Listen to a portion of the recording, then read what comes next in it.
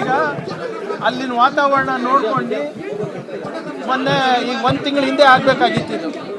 1 ತಿಂಗಳು ವಾತಾವರಣ ಸರಿ ಇಲ್ಲ ಅಂತ ಹೇಳಿದ್ಮೇಲೆ ಪೀಸ್ ಕಮಿಟಿ ಮೀಟಿಂಗಲ್ಲೂ ಕೂಡ BJP ಅವ್ರು ಗದ್ದಲ ಮಾಡಾದ್ಮೇಲೆ ಮತ್ತೆ ಹೈಕೋರ್ಟ್ ಅವರು ಇಲ್ಲ ಇನ್ನೊಮ್ಮೆ ಪ್ರಯತ್ನ ಮಾಡಿ ಅಂತ ಹೇಳಿದ್ಮೇಲೆ ಒಂದು ಸಂಧಾನ ಮಾಡ್ಕೊಂಡು ಈಗ ನಾವು ಅನುಮತಿಯನ್ನು ಕೊಟ್ಟಿದ್ದಾರೆ. ಯಾರ ಅನುಮತಿ ಕೊಟ್ಟಿರೋದು? ಸರ್ಕಾರ ಷರತ್ತುಬದ್ಧ ಹಾಕಿ.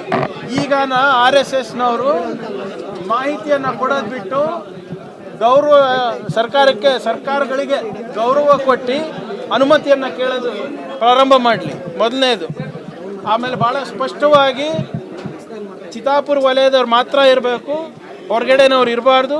ಅಲ್ಲಿ ಏನಾದರೂ ಅಹಿತಕರವಾದಂಥ ಘಟನೆಗಳಾದರೆ ಅವರೇ ಕಾರಣ ಅಂತ ಭಾಳ ಸ್ಪಷ್ಟವಾಗಿ ಅಲ್ಲಿ ಕೊಟ್ಟಿದ್ದಾರೆ. 300 ಜನಕ್ಕಿಂತ ಹೆಚ್ಚಿರಬಾರ್ದು ಅಂತ. ಸೊ ಈಗ ಸ್ವಲ್ಪ ಸಂವಿಧಾನ ಮತ್ತು ಕಾನೂನನ್ನು ಗೌರವದಿಂದ ಕಾಣೋದು RSS ಅವ್ರು ಕಲೀಲಿ.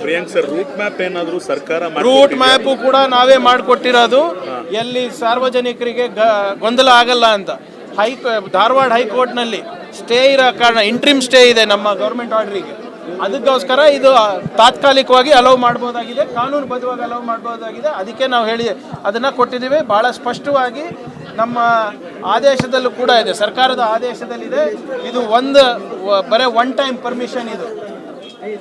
ನಾಳೆ ಅದು ಸ್ಟೇ ವೇಕೇಟ್ ಆದರೆ ಇದಕ್ಕೂ ಅವಕಾಶ ಇರೋದಿಲ್ಲ. Thank you.